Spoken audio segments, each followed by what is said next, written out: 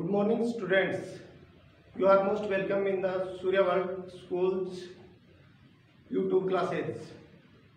पिछले अध्याय में, पिछले वीडियो में आपने पढ़ा प्रेजेंट इंडेफिनिट के अफर्मेटिव सेंटेंस के बारे में। अब आप पढ़ेंगे नेगेटिव सेंटेंस के बारे में। तो अफर्मेटिव सेंटेंस में आपको बताया था कि सबसे पहले सब्जेक्ट के बाद में मेन वर्ब, और अगर मेन वर्ब कर्ता ही सी इट या थर्ड पर्सन है तो मेन वर्ब के साथ में एस या एस जोड़ा जाता है। उसके बाद ऑब्जेक्ट कर्म के बाद में प्लस अदर्स, कोई भी एडवर्बियल है वो आता है। अब आता है नेगेटिव सेंटेंसेस, नकारात्मक वाक्य।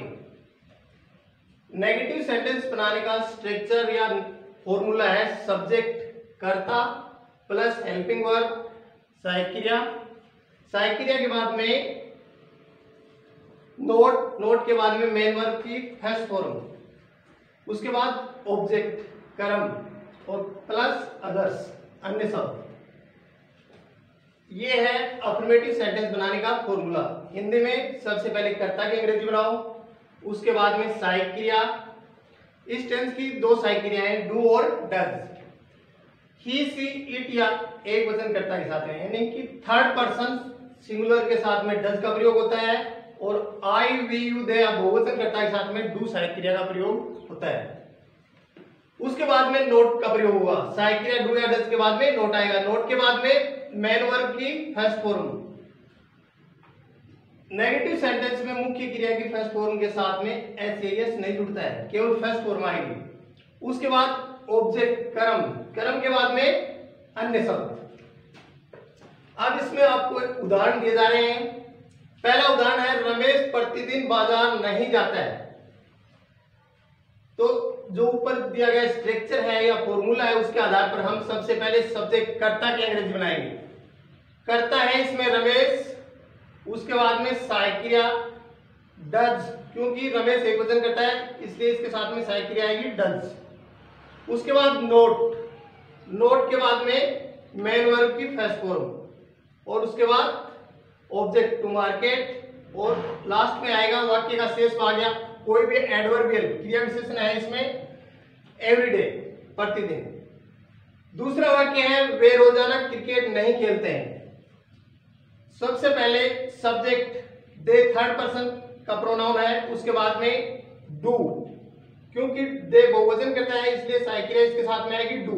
उसके बाद नोट के बाद में मेन वर्ब की फर्स्ट फॉर्म प्ले, उसके बाद ऑब्जेक्ट के बाद में एडवर्बियल यानी कि वाक्य का शेष भाग है डेली।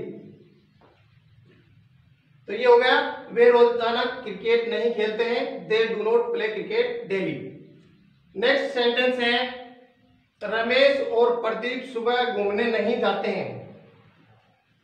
तो सबसे पहले सब्जेक्ट, इसमें सब्जेक्ट है रमेश एंड प्रदीप, बहुवचन करता है यानी कि दो व्यक्ति हैं, तो इनके साथ में साइक्रिया आएगी डू के बाद में नोट के बाद में मेन वर्ब की फर्स्ट फॉर्म, और उसके बाद अन्य शब्द कोई भी एडवर्बियल या वाक्य का शेष भाग, in the morning, in the evening, ये एडवर्बियल जो लास्ट में आएंगे। तो ये इसका ट्रांसलेट होगा, रमेश और प्रदीप प्रतिदिन घूमने नहीं जाते हैं। Ramesh and Pradeep do not go for morning walk in the morning. उसके बाद नेक्स्ट सेंटेंस है, सूर्य पश्चिम में उदय नहीं होता है।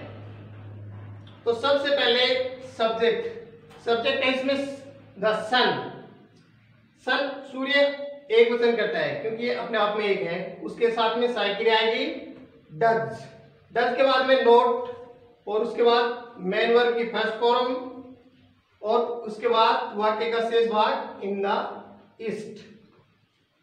The sun does not rise in the east, सूर्य पूर्व में उदय नहीं होता है।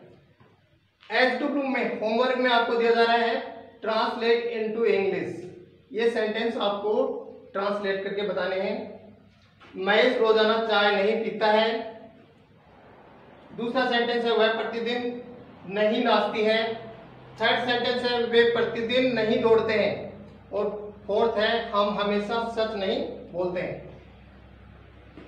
तो इनको आपको ट्रांसलेट करके लाना है। Please watch the video and share and subscribe it. Thanks.